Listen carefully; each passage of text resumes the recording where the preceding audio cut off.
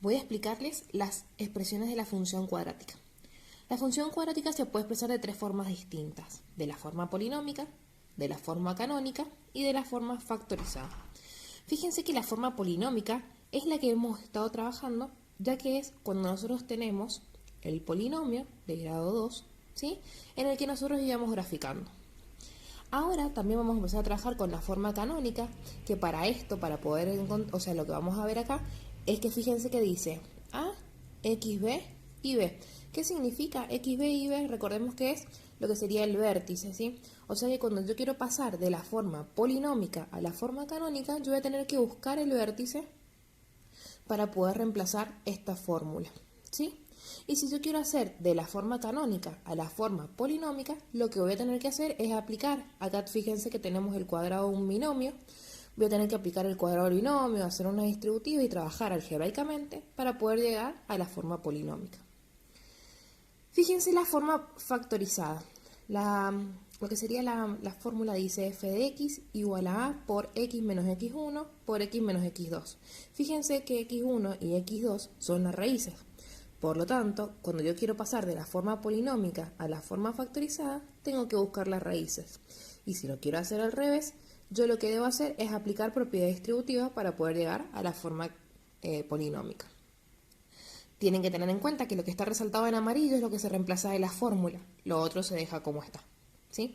Vamos ahora con los ejemplos. En el ejemplo 1 tenemos la función y igual a 2x al cuadrado menos 8x más 6. Esta forma sería la forma polinómica.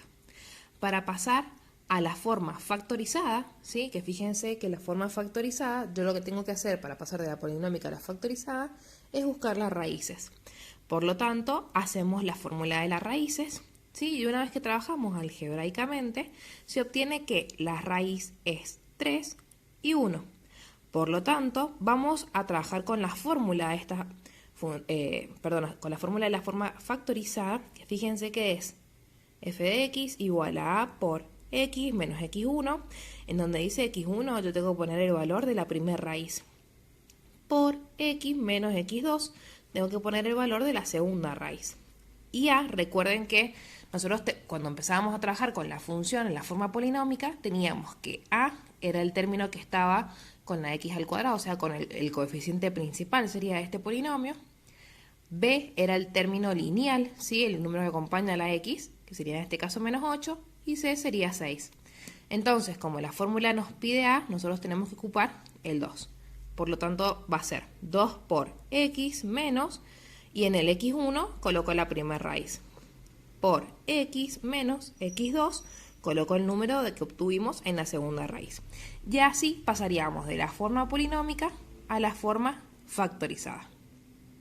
Si yo ahora quisiera hacer al revés, pasar de esta forma factorizada a la forma polinómica, lo que tengo que hacer es aplicar propiedad distributiva. Fíjense que yo vuelvo a copiar la forma factorizada.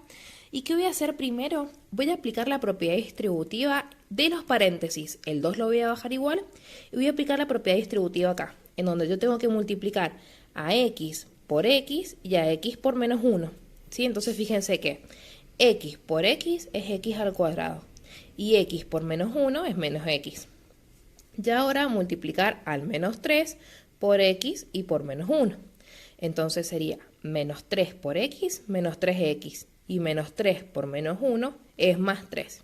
Ojo con los signos. Una vez que yo termino de aplicar la propiedad distributiva, me fijo si tengo términos semejantes, que en este caso fíjense que tenemos a x al cuadrado, sería el único término que tenemos con x al cuadrado, pero fíjense que x tenemos dos valores, entonces los vamos a juntar. Fíjense que hacia acá no tiene nada, recuerden que se le coloca un 1. Entonces tenemos menos 1 menos 3 sería menos 4x. Una vez que ya no puedo hacer más nada dentro del paréntesis, lo que hago es aplicar la distributiva con el 2 que quedó afuera multiplicando.